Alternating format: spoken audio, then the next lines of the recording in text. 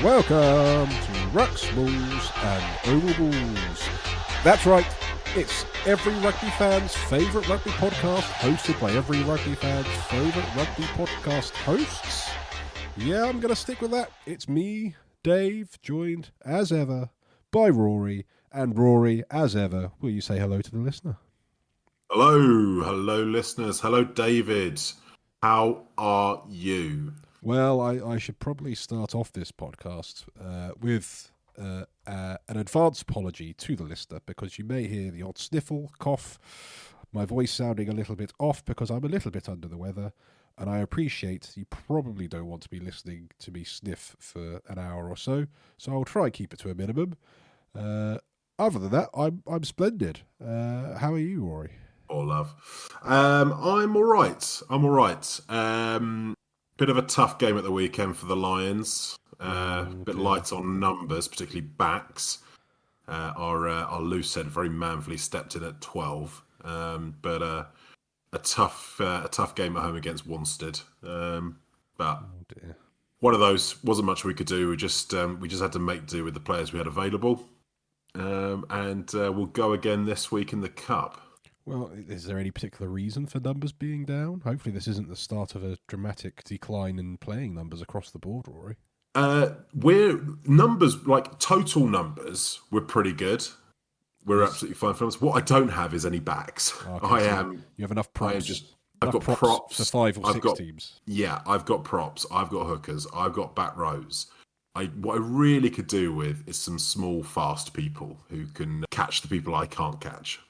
Well, if you're a small, fast person who lives within the vicinity of Rory, make yourself known to him. He will bite your arm off and get you into the Lions, because it sounds like he's pretty desperate. Yeah, he's just nodded. Outside of the Lions, everything else going okay, Rory? How's life? I'll complain. I mean, well, I've got some complaints, but we'll save that for the bulk of the podcast. Okay. As we often say, let's keep our powder dry. So this podcast, episode 7, Rory. Oh, this season's going fast. We're going to cover a few bits of news. England Autumn Nations squad. The training camp's been announced. A bit about Tom Willis. Some rumours about R360 starting to surface. And a little story that's coming out around Gloucester that I thought maybe you might have a bit interest in. And obviously, we will do our routine roundup of the Premiership round 4. Well, not Premiership, Prem Rugby. It's going to take me a while to get used to that. Prem Rugby round 4, going through each of those games in some detail. Now, Rory, let's start off with the news. Nice and easy. England Autumn Nations squad was announced on Sunday evening. Very odd time for it to be announced, I must say. What did you make of the training camp squad? And obviously, let's bear in mind, the training camp squad is very likely to resemble the actual squad. So we can almost take it as... Yeah. It's going to be pretty close, isn't it? You'd imagine the full squad will pretty much be drawn just from that, barring any disasters. I mean, all in all, pretty happy with it. I mean, what it's exposed, we'll talk about Tom Willis in a minute, I think it's exposed that we are still lacking big ball carrying forwards. I think missing George Martin, Charlie Yules to an extent, even Arthur Clarke, if you want to put him in that mould of the big bruising locks. Yeah. We look a bit light of carrying power up front at the moment. So Chandler Cunningham South has probably got an opportunity this autumn to stake a real claim. Yeah, all of a sudden he's become quite potentially an important cog to the England squad, I think. Just all of a sudden, because of one. If he wants to take advantage of it, he's now got the opportunities to really stake a claim for a spot in that back row, whether it's 8 or 6. There is a glaring Tom Willis shaped hole there now. Which I was a bit surprised that this didn't prompt someone like a Barbary getting called up just to offer that bruising option. Or a Chick, yeah. Yeah, Callum Chick. I mean, I think Callum Chick's got that consistent workhorse, just ability to keep going and going and going. And everything he does is really, he's always 7 out of 10 in everything he does. But, he's not out of this world ball carrier. He's not, 3 men hanging off the back of your ball carrier. So, like Tom Willis is. Ultimately, the reality is, it's another Willis who's basically irreplaceable. Yeah, who'd have thought there'll be two Willises in the world who are both irreplaceable as players, and we can't pick either of them. I also took from that squad, I thought we looked particularly light at fullback. Fullback, yeah. Yeah, I wondered whether, we maybe haven't seen the end of Marcus Smith filling in there. I think it guarantees that Marcus Smith is seen as a fullback still in Borthwick's eyes, because there's only other one recognised fullback in that squad. Well, the other alternative is potentially Tommy Freeman, although he shelled an absolute dolly at the weekend, maybe not staking his claim to be a safe pair of hands at the back. So maybe he's not going to quite get himself there. But yeah, I mean, you could argue Arundel as well came through as a fullback. But yeah, you're right. Once you lose Carpenter and obviously more importantly Furbank, you start to see the wells running a little dry there, which is interesting because you think there's so many good wingers. How do we not also develop a lot of good fullbacks? But it's not an area of strength.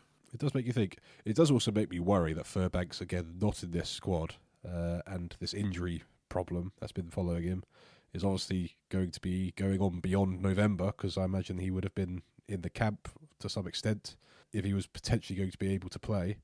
So that's worrying as a Saints fan. But yeah, I thought in general the squad looks pretty strong. I think as strong as you can kind of expect with the injuries we've got. Obviously, Seb Atkinson not able to be selected. I would have loved to see him carry on. Yeah, Arthur Clarke, another one of your Gloucester boys, I think would have been good to see him getting some more time called up, some of those big lumps. But I think the main talking point, obviously we've alluded to it here, Tom Willis, the news coming out that he is destined to France. I somewhat believe or somewhat guess that announcement from Saracens has been kind of forced upon them because he's been basically asked, are you staying with England or are you going to France? And he said, I'm going to France, therefore we're not going to select you. And to save all the questions that will get asked, Saracens have just said, yeah, he's off to France. Yeah, they've had to, yeah. Interestingly, he's still going to be collecting his EPS top-up for the remainder of the season. Well, this is the thing. He only got signed onto it, a couple of months ago. So he's only just received that and then he's taken the money and run. Let's be frank about it. Yeah. It's an interesting ploy. Obviously, I'm not privy to the small print, but obviously I'm guessing this is shown that these EPS contracts are maybe 12-month rolling things, because maybe I can't see how else that would have been able to happen unless they really aren't very locked up contracts. It does seem. I don't know enough about contract law to tell you, but there should be a break clause if you make yourself. But I suppose you could argue legally he's not made himself unavailable for England until the next round of EPS contracts go out. It's just England now just won't select him. Very true. But true. That's all by the by, really. That's fine print. The bigger issue is it's a leading England international who would have been almost guaranteed a start at 8 in every major test between now and the World Cup if he was fit and available, has chosen to ply his trade elsewhere. There's obviously the stipulation. His brother obviously plays in France for Toulouse, as we all know, top 14 player of the year. You'd imagine getting serious bags out there, literally nominated as Toulouse's best player last year. So that's something. Bordeaux, cracking town, one of your favourites, I know, David. Yeah. Play great rugby, European champions. I can see the allure. Yeah, and wasn't he at Bordeaux for a year? He was at Bordeaux after Wasps went pop. Yeah, but it's a player who's decided that the money of France is more appealing than the international stage and the money that comes therein.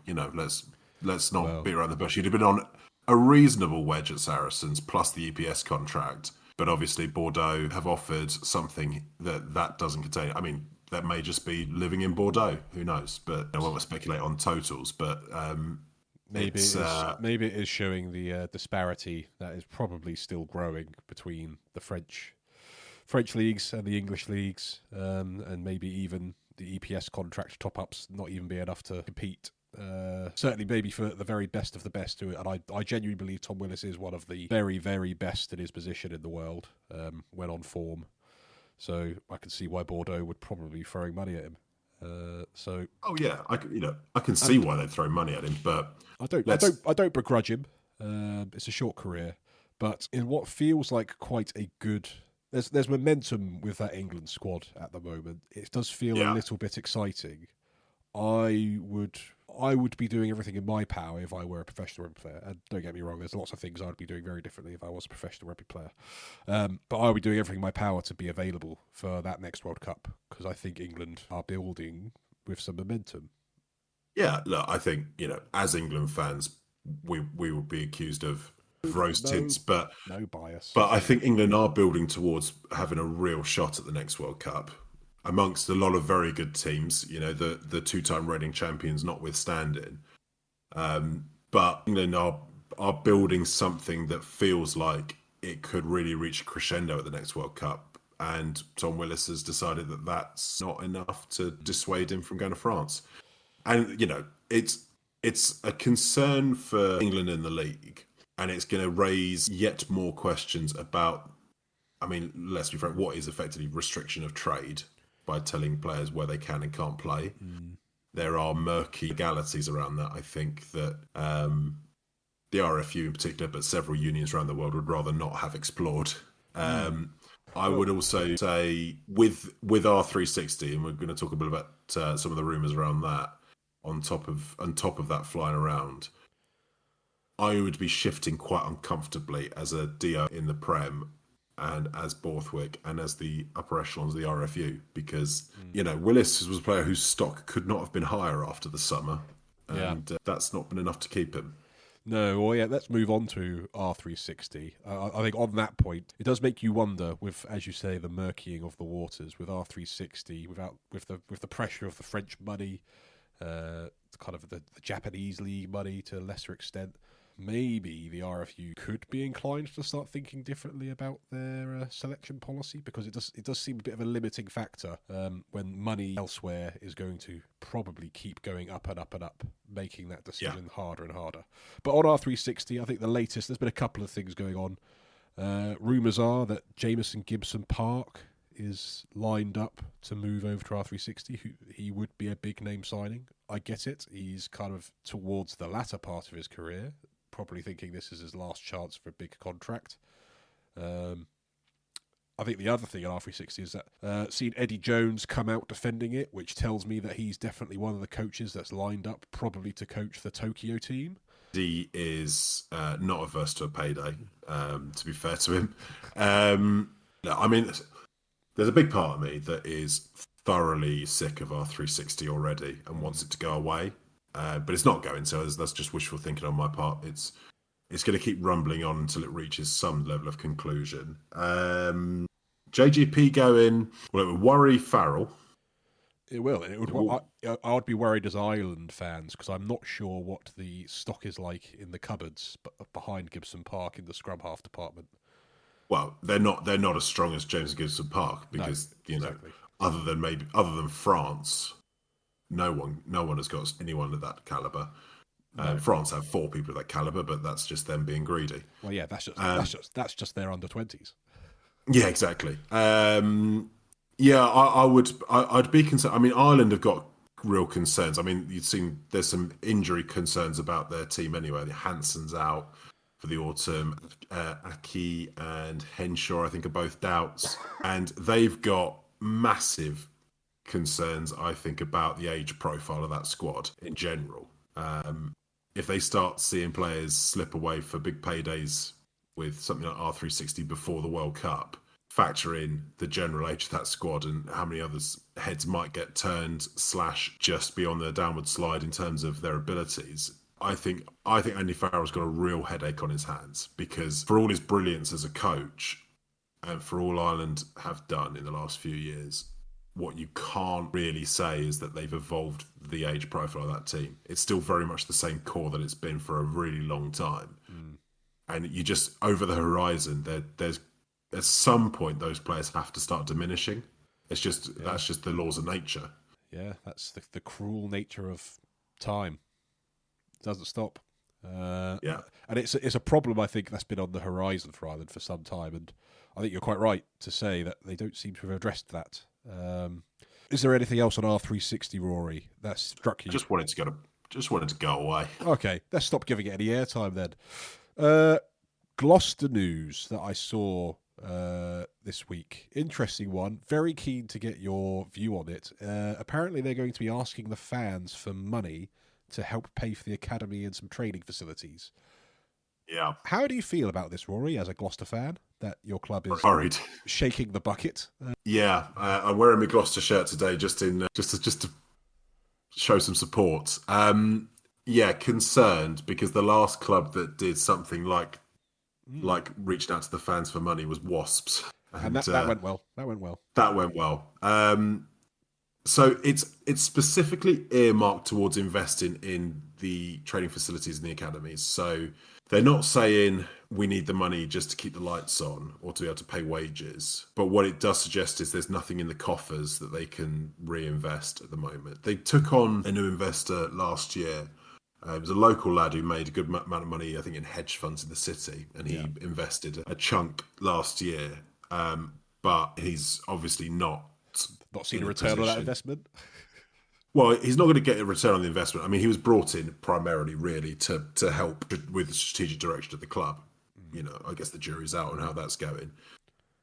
And he's obviously not in a position where he's either able or prepared to fork out of his own pocket for this sort of thing, which is, you know, if you look at the likes of, say, Bristol or Bath are obviously a good example. The Red Bulls now with their plans, Sale, they're all teams that when it comes to the backroom and infrastructure facilities, they have owners with deep enough pockets to pay for things that don't sit in the wage bill and just fork out for it. We don't have that. You know, we've got some wealthy investors by the standards of your everyday people, but they're not wealthy by the standards of, say, Steve Lansdowne.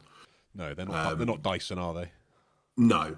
So, and you know, Gloucester is not a wealthy area. That's the long and short of it. It's not Bath. It's not, you know, large swathes of Bristol. It's, you know, it's we don't have a fan base of, let's say, a Harlequins might have as an example. It's a different kind of makeup, which, you know, what I love about the club, you know, it's probably the only genuine working class rugby club at top level in England at this point. I look forward to the responses to that statement, Rory. They can respond all they like, but you know, Sale is a middle class suburb of Manchester. So, and the Newcastle Red Bulls are in a suburb of Newcastle. You know, I realise no northern team would like to admit that it's not working class, but they're not.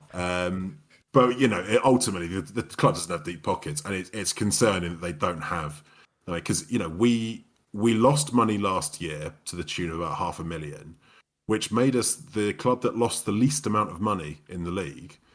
So from the way the club's being run, it's doing some of the right things, or at least going in the right direction quicker than most. How much of that was offset by that investment from your hedge fund guy, though? Well, in the grand scheme of things, not a huge deal. A lot of it was offset by the facilities that we own, so the stadium, the training grounds, and that kind of thing. So, so a large part of the running deficit was offset by.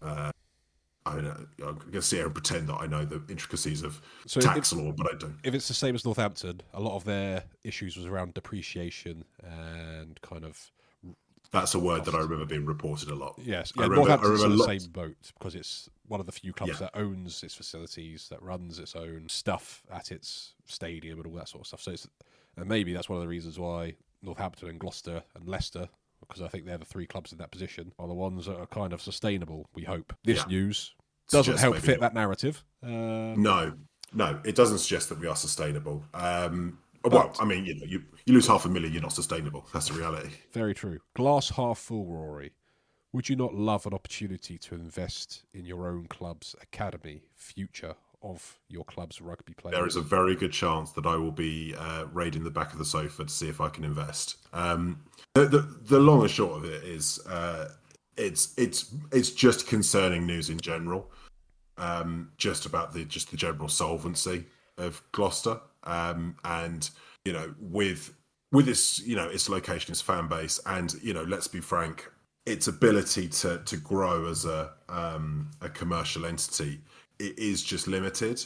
You know, Red Bull's invested in Newcastle because as an area, as a geography, and as a place, it's more commercially viable to say we can turn a Newcastle into some. You know, you've got links to something like Newcastle United. Yeah, Bristol's much the same thing. You know, Steve Lansdowne owns Sport Bristol. Bath has obviously just got, you know, it's a good area for that kind of investment because it's got the right kind of people in it. Quins similarly, Saracens to an extent, but they've certainly got historic ties to North London at least. Yeah. Northampton less so, but it's got a bit more of a catchment of the area. There's more towns around it. Leicester similarly, you know, there's a bit of a cluster of towns around it they can draw upon. And Sale have obviously got Manchester. Gloucester's, it's a little bit shanghaied off in the you know, the West Country. There's not loads of big towns that close. You know, you could argue Birmingham and Coventry, but you can't.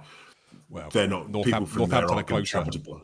No, Gloucester is always going to be limited by those factors, and the opportunities to maximise it commercially are just limited. So that does concern me about the long-term solvency, particularly if the rest of the league starts to go, which obviously we hope. Can Gloucester keep the pace? And that's a worry for me. Understandably, Rory. Well, it does feel like a particularly negative start point to go into our Prem Round 4 roundup, knowing what the first game is that we're going to be reviewing. Yes. Yeah. So let's kick you while you're down. Yeah. Gloucester versus Bristol. I've titled this one "Battle of the Medical Bays" because I think between these two teams, it's double digits the number of players that are unavailable. Yeah. It really is a case of the walking wounded, and yet again, more injuries take place in this game. Yeah. Rory, run me through your thoughts on this game. Well, it's disastrous. It's disastrous. It's disastrous on so many different levels. I mean, firstly, we've lost the first 4 games in the league, so our league ambitions are done. You know, in an 18-week regular season, lose the first 4 games. That's your league. That's your league ambitions. Gone. I think with the league, you can't win the league in the first 4 weeks, but I think you can lose the league in the first 4 weeks. We're out. I mean, we'd have to go some to even challenge for getting back in the Champions Cup, but I think that's unlikely at this point. So that's a complete disaster.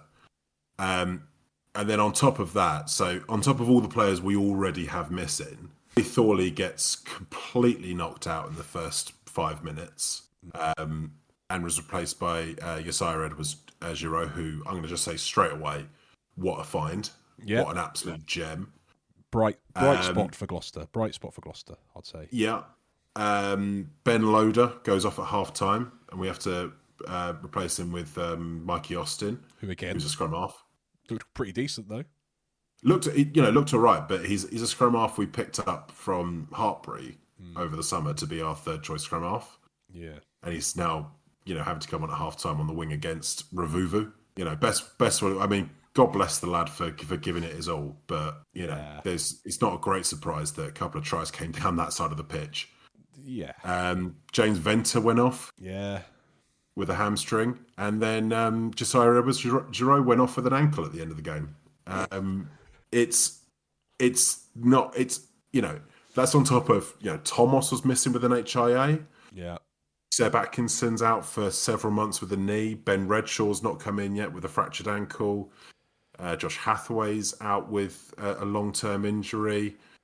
Valrapar Ruskin, I mean, he's got a long-term knee problem. Doesn't look like it's going to get any better. Jamal Ford-Robinson's out for a long time. See the news about Jack Singleton? Yeah. A cardiac episode in training. We only just found that out in the last week. So he's out. Let's be honest. He's had a cardiac episode, had surgery. He's probably going to have to retire. Yeah. He may find a way back, but the chances are he's going to have to retire. And, oh God, who else? Who have I forgotten? Lewis Ludlow. Lewis Ludlow's out long term. Arthur Clark's broken a bone in his foot. It is disastrous. It's not even at the point where it's like, oh, this is a bit of a problem, but we'll just have to work out with it. No, this is disastrous. It's almost our entire starting 15, arguably, is gone. We could not be in a worse state. And I hate to catastrophize. No, it's not like you to be so dramatic, Rory. But I do feel it's a bit warranted here because it does feel pretty downward spiral, no end in sight sort of problems because they keep coming week in week. I don't see where we get a win. At the moment, I'm just hoping we get through a game without losing another player. That would be as good as a win at this point. When do you play Newcastle? Oh, I mean, to be honest, they'll be licking their lips. I don't know is the honest answer. We got Exeter this weekend. Okay, interesting. Yeah. So all that aside, try and put yourself into the shoes of a Bristol fan who will probably be shouting at you now saying, hey, we've got just as many, well, maybe not just as many, but we've got lots of injury problems too. Yes, no, they do. And yes, apologies to any Bristol fans listening because you obviously turned up with a lot of your own problems. Although, looking at your starting lineup, it's still a very strong starting team. Arguably, your only real obvious potential weakness would have been at fly half, and Worsley had a superb game. Yeah, man of the match performance. Yeah, 19 points, 100% kicking return. Didn't put a foot wrong. So sometimes these opportunities throw up names and players who are able to step up. I guess the problem is when you have too many of them. Sometimes it can be a bit too much for. Yeah. No, he absolutely, because I remember watching his debut last season, and he basically had a horror show. Yeah, it was one of those where it all went wrong, and it could have knocked a lesser man for six. It was an almost unrecoverable performance. Not entirely his fault. It wasn't solely down to him, but it was just one of those games where it could not have gone worse. And he's absolutely come roaring back into it in the last couple of weeks with what he's been asked to shoulder for Bristol, with obviously McGinty's injury and then Tom Jordan's suspension. Yeah. So really, really chuffed for him actually, because obviously a talented lad, but the bounce back from how his professional career started to this is enormous. Bill Mata and Ravouvou are freaks, and actually, I think shouldn't have been allowed to play against us because it's unfair to do that against sick men. That is true. The last thing you want to be doing is facing off against two very experienced, very large Fijian men who just want to hurt you. And they did just want to hurt us, and they did hurt us. They did hurt you quite a lot. Yeah, they really did. But no, look, Bristol played really well. I mean, to be honest, in attack and at the set piece, Gloucester were pretty good. Yeah.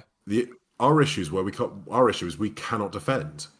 We've got the worst stats in defence, I think, in the league in terms of the number of tackles we've made, the number of tackles we've missed, and the ratio between them. There does seem to be an absolute gaping hole every single week in that connection between 10, 12 and 13 that every single club so far has been able to unlock with ease. Well, Ross Byrne is not even as stable as a revolving door. It's ludicrous how poor a defender he's turned out to be. And we've had a different centre combination pretty much every half so far this season. So that's not helped. But they scored some really good tries. I mean, Will Joseph in a terrible Gloucester team so far this season has been, in the last 3 weeks, phenomenal. To the point where only bright spark. Yeah, well, I mean, him and Josiah, probably the only bright spark so far. And James Venter to an extent, actually. I think Venter's actually been quite good, and actually for Sogbon, they've all performed well. But Will Joseph has been the absolute pick of the litter, and the try he scored with lovely long looping pass out to Josiah was Giroud. Oh yeah, that was lovely. And then follows the pass at a great angle and recollects it. It's phenomenal. So in attack, Gloucester did really well. Bristol were good in attack, although against minimal opposition, if we're being entirely frank. But lethal on transition. They are just lethal. That's their brand. It's their brand. No one counter-attacks like them on transition. It's at points I was watching. I think it was wasn't Fitzhardin's try. Might have been for Ravouvu's when they break down the right hand side. Bill Mata puts him in. Yeah, for his first try. Yeah. It was a poor pass and a poor spilt ball that doesn't get jumped on. It doesn't get, it's a poor attitude from Freddie Thomas actually. But within a flash, they've got Bill Mata going up against Mikey Austin on our left wing, and there's only one winner there anyway. And he does the absolutely indecent thing of out the back pass to Ravouvou, who runs in pretty much uncontested. He then gets his second by out jumping Mikey Austin on a crossfield as well. It was a really, really unfortunate matchup between those two. But they are solely. In whatever team they put out, doesn't matter who's missing. They just stick to that brand, come what may. Yeah. And last season in particular, for large periods, it really it scuppered them at points. I think in terms of. I think they lost games they should have won because they were too committed to being mental. Yeah. But in games like this, they're absolutely electric. True. And I kind of referring back to what we said earlier about Gibson Park and the stock in the RS scrum half locker. Kieran Marmion's doing a good old job at Bristol. Often playing 80 minutes because they're not really trusting their backup scrum half behind him, because I think it's like their fifth choice scrum half. Well, I think it would have been Max Pepper, but he was having to play on the wing, wasn't he? He was. They had Oscar Lennon, who I think's on over a short-term contract because he used to be there, then was released. The same way Toby Fricker's now back there because they're released. Yeah, that's right. They've sent out the "come help me" signals. Same way they got Matthias Maroney, who I think also went off injured at the end of the game. So their woes continue. Their woes continue, but what they do have is a really defined playing style that is ingrained in what is largely a consistent squad. Yeah. So their strength in this crisis compared to Gloucester is their squad. Although it was too small, we identified that their squad is consistent and they play that way at all levels. Yeah. So the players they've brought up from the youth sections are already au fait with that game plan. Well, whereas Gloucester only really implemented that style last year, and they brought in 15 new signings or something, and they're all having to play now. So they're just not bedded in with that style, and that's no just identity.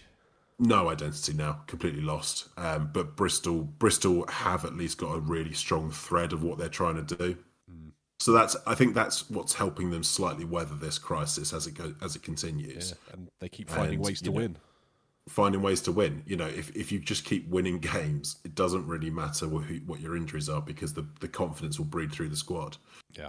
And it also means your injured players aren't having to be rushed back from the fitness bay to get back in. So, but we shouldn't dwell on this game all day, even though I could. But credit to Bristol, who are weathering their storm manfully, and I just hope at some point Gloucester could do the same. Right. Okay. Yeah. Okay. I understand, Roy, you wanting to move on from this topic. Let's move on. Well, before moving on, that game ended 49-34 to Bristol. So quite a high-scoring affair.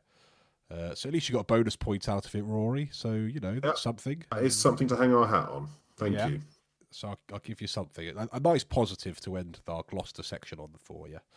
But moving on, Newcastle Red Bulls against Northampton Saints.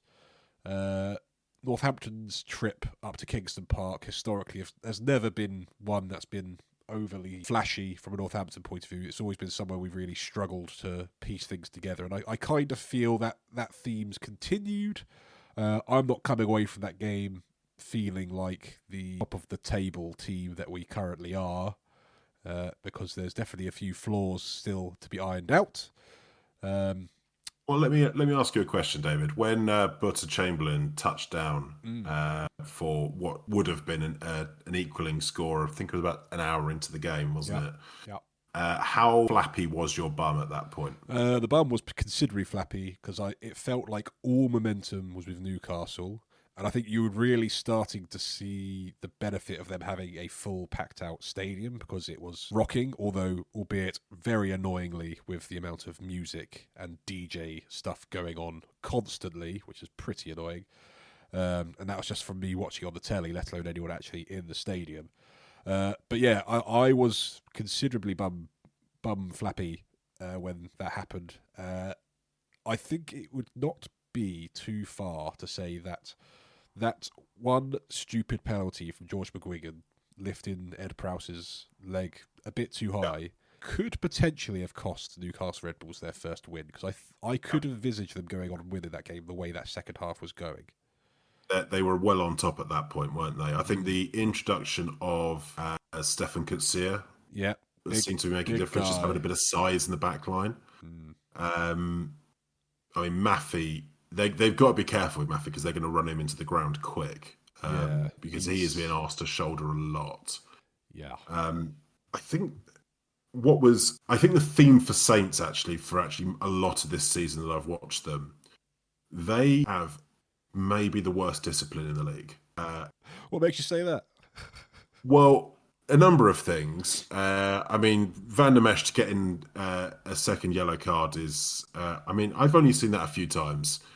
It's not common. But just seemed to upset. I think was it Adam Leal was refereeing. You managed to upset him at every possible opportunity. You managed to piss him off at scrum time. Yeah. You managed to piss him off at line out. Yeah. You would not get onside, and you wouldn't leave the rucks alone. Yeah, onside been a problem for us since week one. We just don't seem to know where that offside line is at the moment. Don't know why. I just looked at the stats. We are only the second worst defenders in the league. Newcastle being the worst defenders, so probably no surprise there. But yeah, yeah, the Van der Mescht one. Was it a yellow card? I don't want to get drawn into. The first one was a team bin. Yeah, it was just you just given away too many penalties. So that one was a team bin. The second one, it's harsh, but by the way it's refereed at the moment, it is probably a yellow card. Yeah, I think that's fair because I think we'll probably touch on similar themes in some of the other games. I think you're right. There is something. Although we are winning, or not losing because we did draw against Exeter, we didn't win against Exeter, but we are yet to lose a game. We haven't put in an 80-minute performance by any means. We seem to be winning these games by just having moments where it clicks for like 5 minutes. We take our chances and then go back to ill discipline and not necessarily defending that well. If we could cut that out, it'll be a lot better. As a Northampton Saints fan, I still have hope, but I know we've got a much sterner test coming this weekend up against the Saracens. So I really hope that things will be different. Obviously, our new favourite Italian, Eduardo Todaro, getting yet another try. Tommy Freeman. Finish the corner. Yeah, lovely finish in the corner for him. Tommy Freeman, again, having, yes, he may have, had one or two drops, but in general, looking very much like the Lion he is, and a very important player for Northampton in terms of he scored. Meters. Yeah, the break for Mitchell's try was really good. His try, it goes down to Finn Smith really just being very good at the line and delaying the pass. But in general, he was pretty good. But yeah, shelling an absolute dolly up and under, under no pressure whatsoever, doesn't do his chance to play 15. Yeah, his credentials were a bit dented by that, but needs must as things are with injuries in the back three for you at the moment, I suppose. It's quite difficult to actually sort of nail quite where Saints are at the moment. At times brilliant, at times dreadful. Huh? We're top of the table. That's where we are. Yeah, you are top of the table. Fair enough. You squeaked past a dreadful Gloucester side you drew with Exeter. Beat Leicester. You beat Leicester very well. So, you're capable of brilliance. There's no doubt about that. And then also seemingly capable of chucking away a game where you're quite comfortable. You were 3 tries up, I think, before Newcastle got on the scoreboard. Yeah. And you basically surrendered all momentum to the point where Newcastle probably should have been level with you, and as you say, had all the momentum with them to go on and win it. Yeah, it does. It is, as I said, it is a recurring theme of the season so far. First two games we get a huge lead, and at half time we don't come out the trenches. In this Newcastle game, we get ahead comfortably, and then we just let them back in. And it is the discipline. It's the penalty count. It's just letting teams back in, surrendering momentum, and then not seemingly having a way to shift it back very easily. Yeah. I think the only way it worked against Newcastle was because of that penalty. And then if it was Adam Leal, well remembered, Rory. If it wasn't, it's the referee. Thankfully, things started going a bit more our way after that decision, because then we were able to kind of chip our way up the pitch and take a couple of more opportunities of our own. Yeah. It's a hard one to assess. I'm not coming away feeling like this is another 10 out of 10 top draw performance from Northampton, because it was far from it. But it was another bonus point win. That's four try-scoring bonus points from 4 games. Look, if you can win playing badly, then you're on course for a good season. Yeah. At some point, I think the tide will turn and Saints will play really well. I just think at the moment you're actually not playing that well as a whole game. I think you have very good purple patches within games where you're basically unplayable. Yeah. And then quite large swathes where you our own worst enemies. Basically, yeah. But if it clicks for an 80-minute performance, that team's still as good enough to beat anyone. Yeah, I think that's what we, as Northampton Saints fans, live in hope for. I'd also like to say I very much enjoyed Alex Cole's try to seal the game. Lovely little break from him, and kind of just to see a second row lolloping down the pitch, breaking tackles. Yes. It's always lovely to see. I think from a Newcastle perspective, you mentioned Maffey, very impressive. Kurtzy looks he could be a difference maker. I also thought Benitez Cruz looked really busy and could well be a very useful player for them this season. I know we said last week that they may be kind of out hiding to nothing, but I did see some glimmers of hope there. No, I think you're right. And they had a few other players who turned up. So Beekmans, who came on at 12 for Max Clark. The phrase they used in training was in commentary was he's training the house down. So it sounds like it just feels like the ranks are filling out a little bit. De Bruyne came on at tight head. Fergus Lee Warner obviously started at 6, had a pretty good game in defence, banged in defence. I think the issue with Newcastle's starting lineup, at least as I saw it, was the only player capable of getting any momentum in the carry was Maffey. Yeah. You start adding in the likes of Stefan Kutsia, you start getting, someone like Benitez Cruz shifting defences around the fringes and taking advantage of that. Actually, there suddenly starts to be soft shoulders and that they can exploit. At the moment, they're just running into brick walls of set defences. But there are some green shoots there. It's obviously still early days, but I saw enough in that game to say they caused Northampton enough trouble in that game to say they will still pull off probably a couple of surprise results at some point. I think they very nearly could have in this game, but it ended 36-19 to Northampton, a bonus point win for Northampton to take themselves back home to Franklin's Gardens, nearly getting to an end of as good as close to perfect start of the season, barring the draw against Exeter. Moving on, Leicester against Bath, a game that we both predicted a certain way, and humble pie, Rory, because Bath can be beat. And I think we did both say that we could envisage Tigers winning this. For me, this was game of the weekend. Right humdinger. As nice as it is to watch these sort of 10, 12, 15 try thrillers that we have been treated to in the Prem probably over the last year, really. It was nice to see a quite cagey, intense match between two very big physical sides. And when I was watching this, the thing that kept running around my head was, this is test match intensity. That in terms of the way these two teams played in this game, it was as close to test match rugby as you get in Premier these days. And I thoroughly enjoyed this one. Bath they'll rue Finn Russell leaving his kicking boots at home this week. Yeah. They will have to go back to the drawing board on their scrum, I think, which really struggled. The starting lineups, at least, really struggled. Yeah, I think Nicky Smith really had Will Stewart's number, certainly in the first half. Yeah, and they will need to get a grip on the amount of penalties they were giving away, because they were pulling a real saints on this one. They were pulling a saints.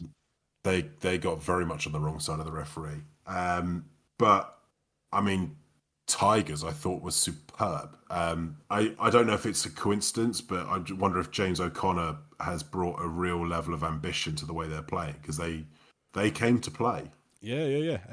It almost didn't look like a Leicester performance that we're used to, because there was, if anything, Bath were the more attritional side on the day. Leicester played with a little bit of ambition. They played with a little bit of creativity, a bit of vavavoom. Yeah, and maybe that is... James O'Connor is a classy player, has been a classy player for 10, 15 years now. You can't just turn him into a system player that's quickly overnight. He's going to have a natural inclination to play a certain way, and I think maybe we're seeing that. Well, he's also, he's 35, and he's got bags of experience at test level, playing all around the world. He's got the bravery to play when he sees it on. Yeah. And it doesn't matter to him where you are on the pitch or who you're playing for. Whereas take Billy Searle, for example, who I think has been superb this season. Obviously nailed the winning kick, balls like walls. Yeah. To nail that. He doesn't have the clout to be able to say to a Tigers pack, no, we're running it. You need someone like a James O'Connor who's got that clout to go, no, if I say we're running it, we're running it. He's got the because the aura. A club like Tigers, you have to have a real personality to be able to do that. Yeah, absolutely. It's interesting because it's very much not like us to be saying all these nice complimentary things about Leicester. I thought they were great. But yeah, I cannot fault them in this game. Their pack was tremendous. I loved watching Cracknell in this one. Oh, so Cracknell's always been one of those really underrated players who does such an important role for that Leicester pack, certainly in years gone by, where they have been incredibly attritional. But I think the role he played in this game was so important. It was almost Tom Willis-like in that he was providing an outlet, a bit of go forward, that confrontational picking from the base. Even that Bath team couldn't slow him down. He was getting go forward on every carry, which is really hard to do against that Bath defence, as the rest of the Leicester team found out. Yeah. No, I thought he was superb. I really liked Nicky Smith in this one. He had a great game. Absolutely getting the better of Will Stewart at scrum time. Yeah. Just really confrontational. But again, very effective on the carry. He's a much better player in the loose than I think people realise at times. He's a good carrier. But I thought that for me, those two are probably the pick of the forwards alongside, I said Joe Hayes, I thought obviously very good at scrum time, and Ollie Chesham was everywhere as he always is. But Cracknell and Nicky Smith for me were the absolute pick of the bunch. Yeah, I know. I completely agree. From a Bath angle, some may point to they obviously rotated their squad a little bit, but I would immediately counter that by saying you have Ben Spencer and Finn Russell starting 9 and 10. You got Sam Underhill in the back row. And also buying. And no one forced them to rotate their squad. No, exactly. And one of their rotated players in, Ethan Staddon, I would probably say he was their best player. He was excellent. Yeah, everywhere. I say not a player I'd seen loads of before. I think we saw him a couple of times last season. Yeah. I thought he was great. And actually, when you look at him, Arthur Green, Ewan Richards, all being in that squad to go away to Welford Road, that is a real sign of trust from Johan van Graan to say that we think you can perform in these really hostile environments. And, I say all three I thought were very good when they were on the pitch. But, Staddon in particular he was pick of the bunch. He made 3 really important turnovers. At really crucial times, and he was everywhere. It just feels like he's just another Bath player who is just too good to be sitting waiting for opportunities. It's this age-old problem I see at Bath in the back row is that they've got too many options. But yeah, and I think the other nice part about this fixture, Leicester getting the win, the fact that this fixture was also kind of a moment for Lewis Moody, lovely scenes where he came out at half time. I'm also partly glad Leicester got the victory for him. Yeah, I mean, to be fair, played for both clubs as well. He did. No, really nice moment, and nice to get a cheer every time he was on camera. Yeah. Nice seeing a lot of the old faces in the crowd. You know, obviously your Martin Johnsons and who else I see? I think Garforth I saw there. Martin Corrie I saw in the crowd. Oh yeah, there was a myriad of old stages, and I think that tells you a lot about Lewis Moody and how many of his old kind of teammates would turn up for him, which is really nice to see. But yeah, 22-20 to Leicester. We were saying last week, or maybe the week before, it was hard to see where Bath would be losing a game this year. Perhaps Leicester have given the blueprint by literally just giving Bath a bloody nose, matching up to them physically, nullifying. So I still think Santi Carreras had a pretty decent game. Arundel had a decent game. But I think Leicester absolutely arm wrestled them out of this game. Thomas Dutoy will be really ruining that pretty stupid high tackle. Yeah. I'm sure he'll be kicking himself because that did lose them the game. But ultimately, this fixture is all about Leicester coming home with the win. Yeah, they were just great. They were. I'm not afraid to say it, David. I enjoyed a Leicester Tigers performance. Oh, it's so hard for me to say such nice things about Leicester. But yes, Leicester were brilliant. Moving on now, Rory. This next game, Saracens versus Sale. Do we just go straight to the talking point? Well, I want to say that there's more to talk about, but there isn't really. It's it's just one man. It's the talk of the town. It's the man all across the papers. It's Noah Caluori. It's a phenom. He's everywhere.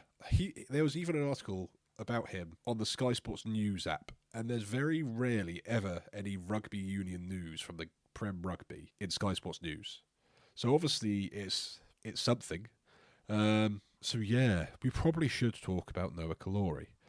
Well, you can take a lot of credit for having earmarked him a very long time ago, David. Oh, thank you very much, Rory. I was about to say, so anyone who's listened to this podcast or followed any of our social media channels, I have been talking about Noah Caluori for some time, pointing out, how he's this generational talent with this unique skill set where he has this leap beyond anyone else.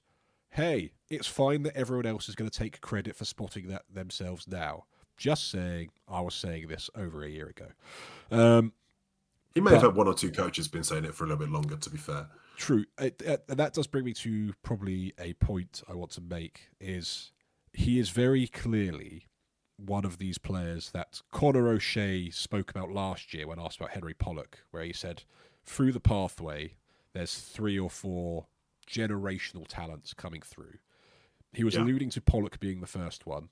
I'm 100% confident Caluori was the second one he was alluding to, because he is on a development contract. He's in the England squad.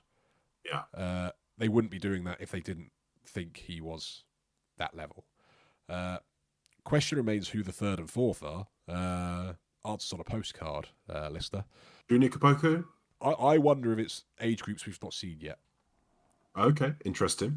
As generational talents. Generational talents. Well, I mean, look, if we were talking about Claude, called it absolutely. Because he absolutely bullied Aaron Reid in the air. Amongst others, O'Flaherty as well, obviously, for the penalty try. Yeah. And it's weird, I'm trying to think of any other time I've seen anything like. I mean, genuinely, outside of the NBA, it was Air Jordan. It was weird seeing a man literally defying gravity. I nearly started singing Wicked songs. I thought he was phenomenal. But beyond that, also his game intelligence. I mean, for Earl's try, that all comes from his break and lovely little deft grubber inside. He was switching wings. He was finding space. He scored the one try off the set move off the line out with a lovely little line. He will get exposed in some way by someone at some point. It will be someone like Caluori Ravouvou running at him full pelt, and then you'll find out where he's at in all aspects of his game. But for someone of his age to be that assured with the ball at this, on your starting debut, it is freakish. His confidence is going to be sky high now. It's going to be difficult to bring him back down to earth, not least because he'll jump so far above it. And there's so many unintended puns about his jumping there. I can't wait to just do this forever. I'm going to make so many jumping puns for his whole career. I know. And I'm also looking forward to putting a Caluori-based pun as the podcast title. Because Sale Sharks were left counting the calories. Kind of works. Well, they're certainly in a calorie deficit. We like That's that. Nice. We like that. But I do want to say, I do feel like Sale were also a little bit masters of their own demise to a degree, because that inability to handle Caluori obviously led to that penalty try, the yellow card that O'Flaherty got. Right on half time. Yeah, half time, and then Cowan Dickey's 20-minute red. It's no wonder that Sale absolutely piled on the misery in that window where they were down to 13, 14 players. So the scoreline for this was 65. Sale started so well. Up until half time, it was pretty even. I think it was 22-14 at half time, but that was with the penalty try right on the stroke of half time. Yeah. Bevan Rod scores first. Then I think Gonzalez got his, which was a little dubious, if I'm being honest. No one checked if that actually brushed any grass, but fine. Yeah, I did wonder. And then Rob Dupree dances through the Saracens' defence for a really nice dot down under the posts. And then for the rest of the half, it's a real arm wrestle. Caluori gets his first, which I think was the set piece move. But until the penalty try, you couldn't have called who would have gone on to win that game, because Sale were right in the battle. Yeah. And then they obviously get the yellow card on half time, and then Cowan Dickey gets himself sent off for a high shot 2 minutes after half time. And so obviously they're down to 13 for 7 or 8 minutes, and 14 for another 10. Yeah. And they just capitulated under the numbers pressure to the point where it was quite odd. Because you wouldn't attribute that with an Alex Sanderson side. I would attribute with dogged defence in the face of adversity of numbers. That would just be. I would imagine Alex Sanderson spends about 60% of his week doing defence with 13 men, just in case it happens. Well, he'll be really annoyed because as a team they missed 51 tackles. Appalling, they were appalling in defence. Yeah. But it was just weird. It was weird how bad they were. What did you make of the Cowan Dickey red card? Because, like you said, they didn't spend much time looking at Gonzalez's try to see if it touched grass. There were some angles where I wasn't 100% confident that Cowan Dickey's head actually made contact with Tom Willis's head. I remember thinking that at the time, and that may be the case. It may be that he gets very unlucky there. What I will say, and Sam Warburton actually said it a few times on comms quite a bit, he makes a rod for his own back by getting his head in the wrong side. Oh, Warburton was on the money with this, because the entire game there were so many examples of poor tackle technique on display. If Cowan Dickey gets his head on the right side, he probably makes the same level of impact on Tom Willis, maybe 90% that impact on Tom Willis, and gets the tackle in, and then he's got no chance of hitting him on the head. And he's got time to, he's got time to get lower, as the referee said. He's absolutely right on that. He had plenty of time to get lower. He's definitely got time to pick which shoulder he hits with. Yeah. And, he has got, it is a clear line of sight. As a rugby player, that is the dream scenario of belting someone the size of Tom Willis. This is actually my best opportunity to belt Tom Willis and get away and make a dom hit. Because almost in every other scenario, you're getting belted back. This is your opportunity to do it. gets his technique completely wrong. So even if maybe he didn't connect with the head, I have no sympathy because he was the master of his own downfall with it by just tackling poorly. Yeah, so I think if there is head contact, completely warranted 20-minute red card. It's just I just questioned whether the referees were diligent or as diligent as they should be on the replays. They seemed to rush to that decision, much like the Gonzalez try, perhaps. But I think there's a chance. I think there's a chance he didn't. Yeah. I think there's a chance. But if he did, it's the exact level for a 20-minute red card. I think that's the perfect. If you're going to have a 20-minute red card, that's the kind of level for it. And to be honest, I think he should have got a 20-minute red card just as punishment for poor technique as a professional player. Yeah, I think that's fair. Any other angles to draw out, because it's very hard to just not keep going back to Noah Caluori. Because he did score 5 tries. I think the Saracens' backline in general do it. I thought Charlie Bracken had a really good game at 9. Yeah. His speed off the base, you compare it to the week before with Van Zyl against Quins. I thought he was much more threatening from the base and also created a lot more zip in that back line just by the pace with which he played it. So, I'm not saying Van Zyl's never going to come back into that team because that's obviously not likely to happen. He's a very senior player there. But Charlie Bracken showed them the possibility of an alternative and what that can do. So I thought he's continuing what is a stellar season for the Bracken family at the moment. So because even though Jack Bracken only came off the bench for I think he had 15, 20 minutes, even he managed to rack up another 60, 70 metres carrying the ball. It looks dangerous still. So the Bracken family still continuing to really flourish this season, which seems to be the year of Saracens' young backs really shining. We've talked about it before. We don't need to keep going over it. I think the only thing on me, I'm aware that Saracens' next game is against Northampton next round.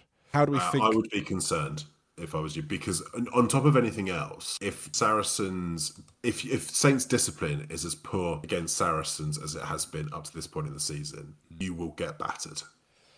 Yeah, and I wonder if they're going to stick with Caluori, and I just wonder/worry if they go in man for man against Todaro, who Todaro's had a great start to the season, but there's a very clear physical difference between their styles. We were exposed by Leicester. Freddie Stewart really dominating in the air when Leicester played against us. I do have some worries. So if we're doing fantasy rugby, Rory, Caluori got 68 points this week for anyone who had the... Yes, I had a very poor week of fantasy rugby and I really wish I'd picked him. Yeah, well, I had a very good week and I didn't pick him. I just wish I did, so I could have emboldened my grip. Now top of the Ruxballs Overballs Fantasy League and in the top 20 in the world. So I'm obviously doing okay. So this game ended 65-14 to Saracens, an absolute demolition. And as I said before, Sale left with a Caluori deficit. Yes, that is going to be the podcast title. Moving on. Exeter versus the Harlequins, Rory. The Harlequins bouncing back from their fantastic victory against Saracens last week and really doubling down on that performance with by literally not doing anything. God, they were crap, weren't they? They were really. They were crap. I don't get it. After the performance they had against Saracens, I had a thought that maybe they would be, competitive. Exeter to win this one, but I thought Exeter would sneak it in a tight game. I at least thought Quins would bring some bluff. I mean, they were rubbish the whole way, and Exeter were very good. Before anyone, I know that I'm known for bashing on Chiefs. I thought Chiefs were excellent to a man, but particularly their back row, who I thought were phenomenal, and Henry Slade, who was again just phenomenal. Quins, not one of them was good. No, it's hard to think of any positives. Conditions were challenging, but conditions are challenging, but they're dreadful for both sides. So it's not an excuse. Yes, maybe Exeter are used to Sandy Park a little bit more, but it's more of a leveller than a difference maker. So I'm not going to buy that from any Quins fan who claims that's the reason why Harlequins were dreadful. No, in fairness to Quins fans, and I'm not one to be fair to Quins fans, and I'm not one to be magnanimous with them, but I have not seen any of them make any claim other than we were shite. Yes, they have been very honest in accepting that was not a good game, which is fair. We can appreciate a fan base that is accepting and honest of themselves. And maybe that's born out of frustration because it's been quite a long time where Harlequins have been so hot and cold, and this is just the perfect example of blowing hot and cold in 2 weeks. I mean, it is a roller coaster being a Quins fan, but from what I gather, but this was as low as the lows get on the roller coaster. Yeah, I mean, it's difficult to pick it out. I mean, the moments that stick out to me: Marcus Smith slipping over it as he goes to kick a penalty and just scuffing it. Kicking a penalty dead, just brain fade. I mean, everyone dropping balls left, right, and centre, but dropping absolute dollies. Not even in bad conditions. We've all played in bad conditions, and we can all accept that sometimes the ball gets a bit soapy. But you adapt. I mean, you got to adapt. So I would say I thought the connection or the game plan, where I think Stephen Varney had a great game. His box kicking was spot on, and Ollie Woodburn, who was kind of a late call up for Paul Brown-Bampo, who pulled out before the game. Ollie Woodburn had an integral part with his kick chase and really putting a lot of pressure on Iskro, which really kind of was a big part of how Exeter was so effective. Oh, absolutely. Strategically, Chiefs were absolutely phenomenal. And you're right to call out Woodburn. He was great. Given that Iskro's big strength is his high ball retention, I thought Woodburn more than matched him. He got well on top. It's probably the best I've seen Exeter play tactically for 3 or 4 years. Up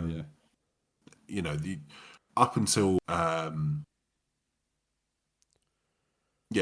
this game, they've been pretty poor at adapting to scenarios. But no, I thought they were excellent in this one. All of a sudden, played the conditions perfectly.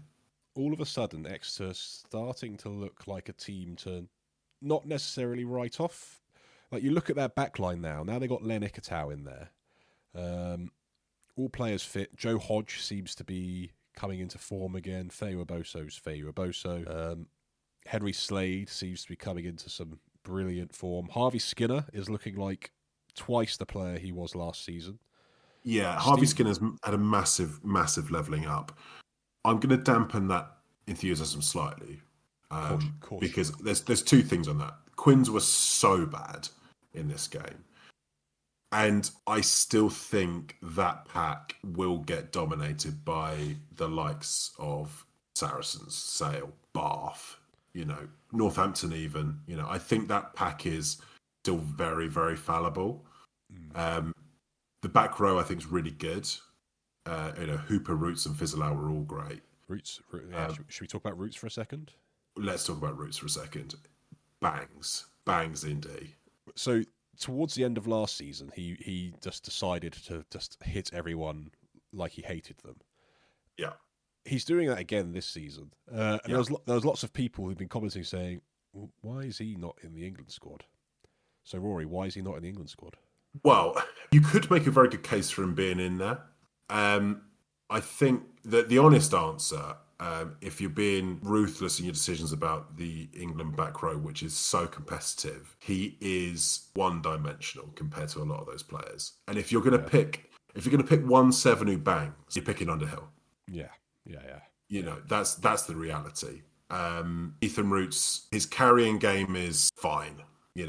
His agility around the pitch is fine. Like, they're both good. Like, they are good Prem standards for both those things. But at test level, you need to have a bit more. Being someone who bangs in D actually probably isn't enough at test level unless you level. Is it the same argument you kind of have around Callum Chick that yes, you're very good at what you do? Yeah, it's international level. We've spoken about it before. Like, you almost need superpowers. You need points of difference. Being very good at what you're doing isn't necessarily a point of difference. Yeah, you need a super strength, and you need your super strength to be better than someone else with that super strength. And Roots loses that battle against Underhill. Yeah. In the same way that Chick would probably lose that battle against Chandler Cunningham himself. Yeah. Not in the sense that, I mean, Cunningham himself went off injured in this one, so we'll see how that goes. But, I think on an average across a season, Chick probably has a better on average performance than Chandler Cunningham himself. Yes. But Absolutely. But Cunningham himself is capable of more. Yeah. And and at test level, what you're trying to do is draw out those types of players, because you can't afford to have a team of 7 out of 10s and that win you at test level, because you'll come up against someone who's got 2 or 3 players at 9 or 10 out of 10.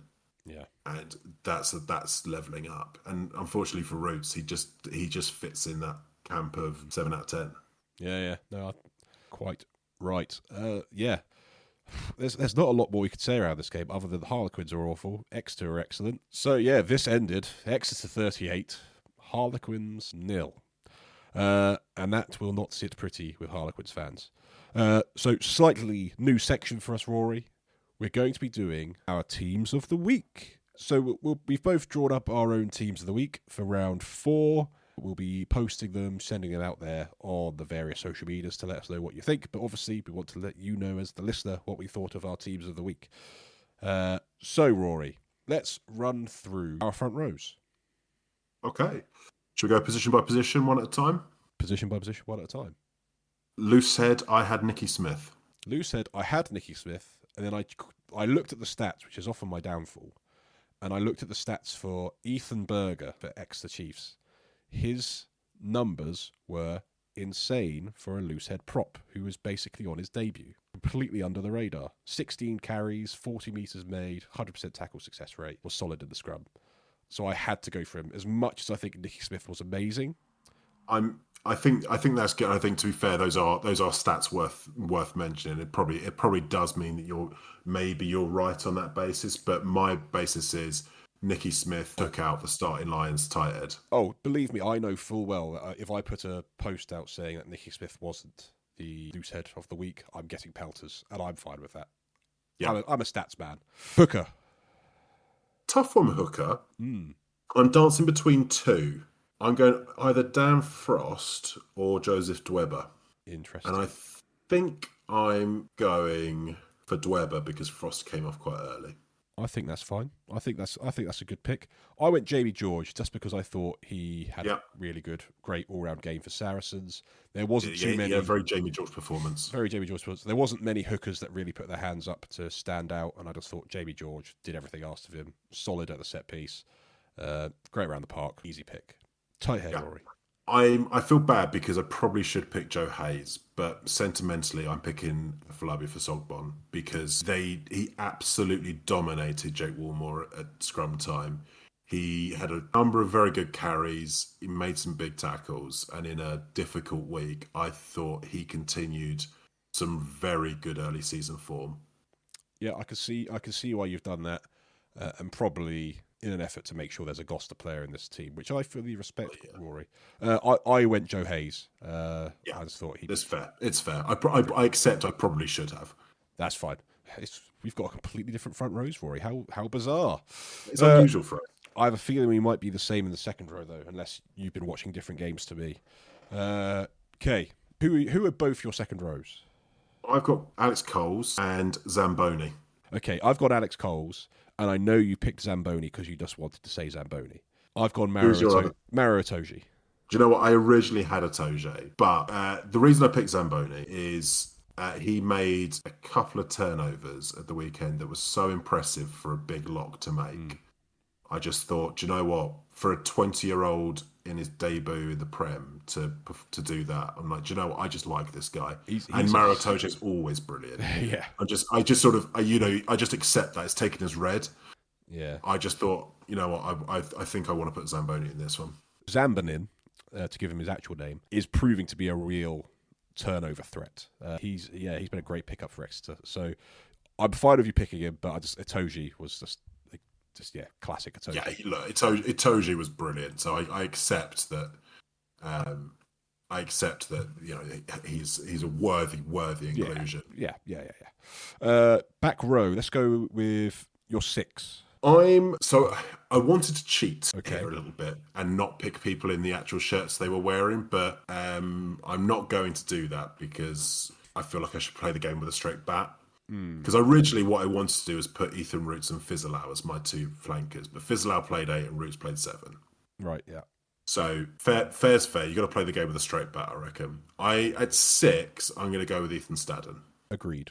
Who I thought was superb, and for a young lad, I thought he was phenomenal. Yeah, like I said, I felt he was Bath's best player on the day, and considering the quality of players in that Bath squad, he must have had a good game to be in that bracket. So yeah, Ethan Staddon, solid pick. I agree.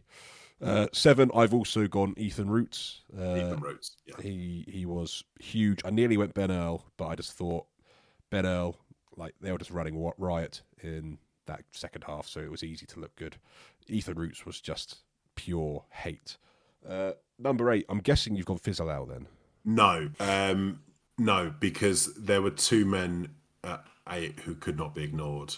And for me, it's still a straight shot between Tom Willis and Ollie Cracknell. And it's the width of a fag paper between them for me. But on the basis that they were playing the champions and he was so impressive, I'm going Ollie Cracknell. I think that's fair. I went Tom Willis, but I fully respect Cracknell. I would have also respected Maffey to a degree. Yeah, Maffey was brilliant as well. And I did actually want to find a way to put a Newcastle player in. But ultimately, I couldn't ignore how impactful Cracknell was against that Bath defence. We know how physical that defence is. It's mental. And if anything, it's good that our teams are so different because it can generate discussion, Rory, on the socials. Absolutely. It's all about discourse. It's all about discourse, absolutely. Your scrum half. Yeah, Stephen Varney for me. I think a shout out for Charlie Bracken.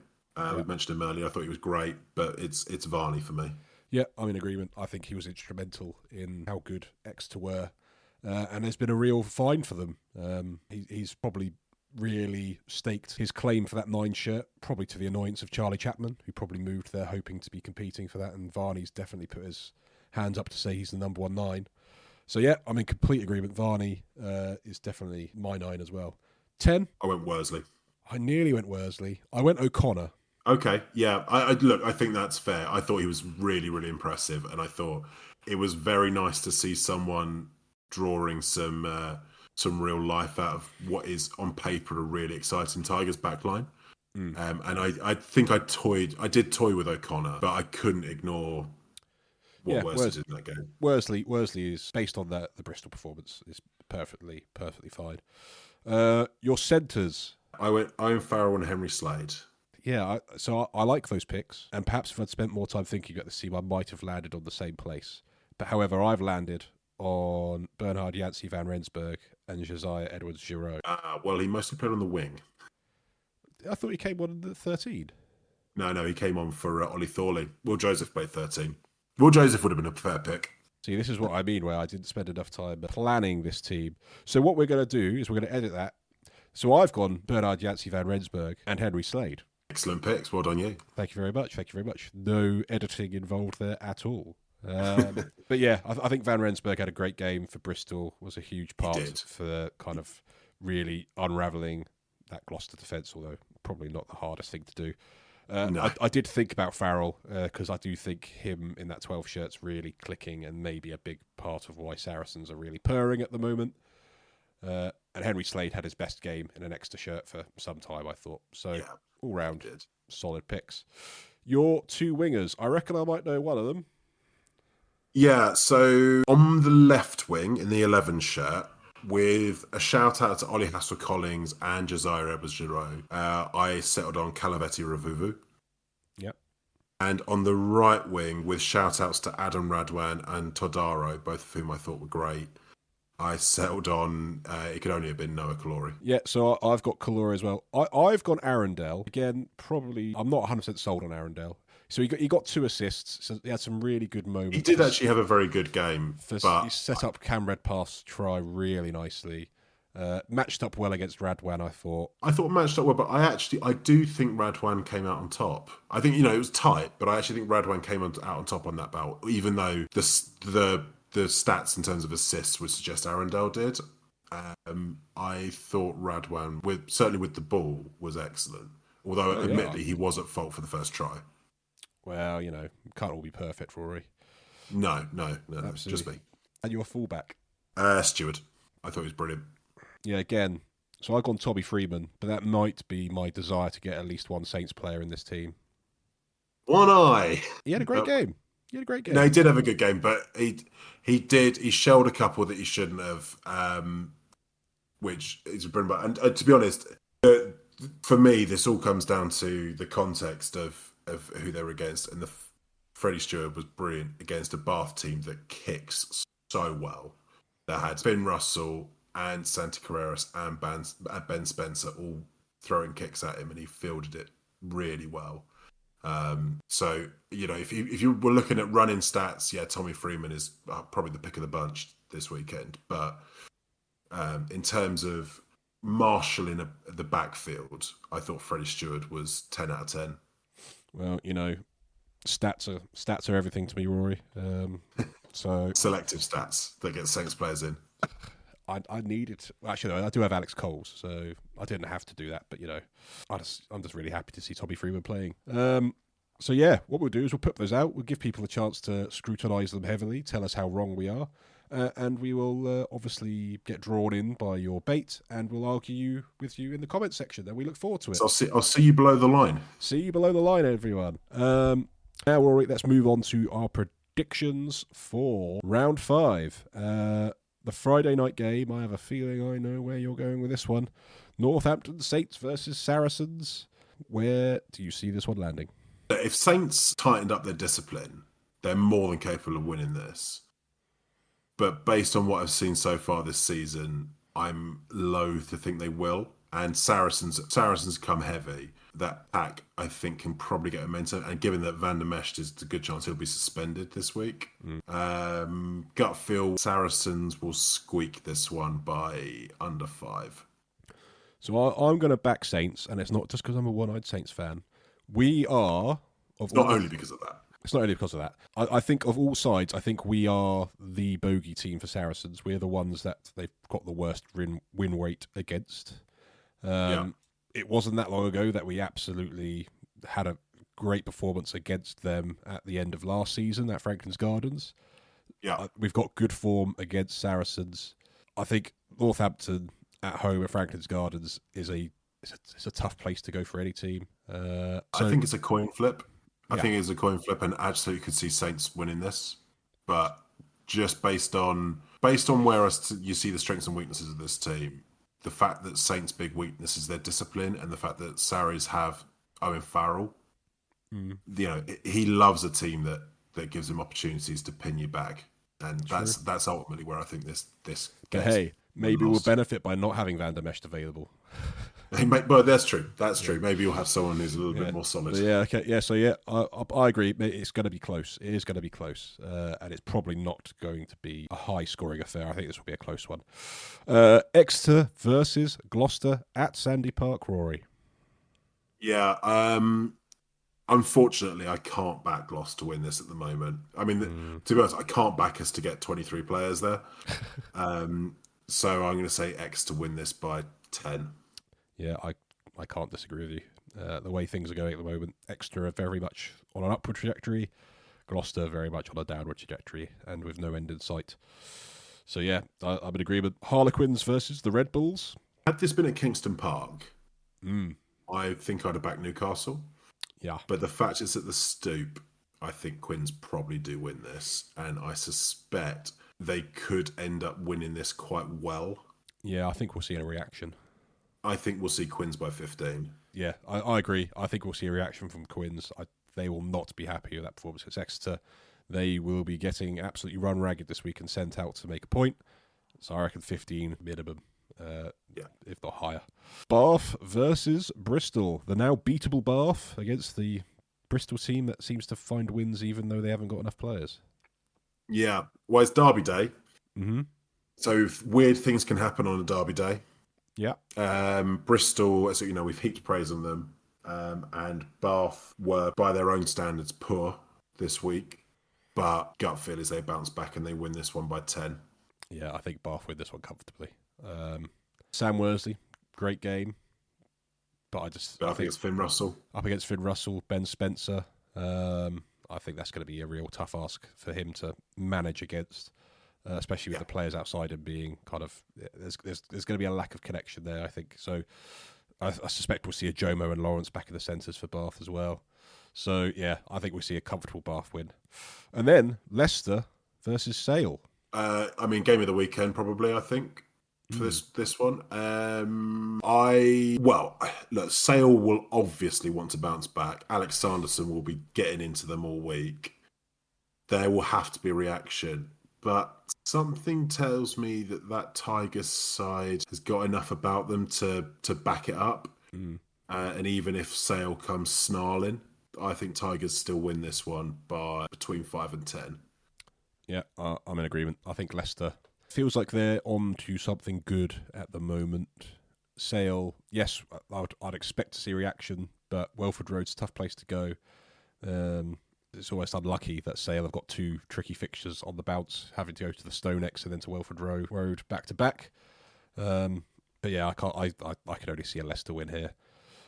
So yeah, those are our predictions, Rory. We'll see how we fare when we get to it next week. Do you have any final thoughts for the Leicester before we bring the podcast to a close? We'll be passing the collection tin around for Gloucester across this weekend. Arms for the poor, tithes for the poor, and any spare change you have to build Gloucester a new training base for the academy. That would be really much appreciated. Thank you. Other causes are available. But we've been Ruxballs and Oval Balls. Hope you've enjoyed listening. We'll be back again next week for some more rugby nonsense. If you've enjoyed listening, make sure to subscribe, like, follow, review, whatever it is you want to do. And we'll be back again next week. Ta-ra!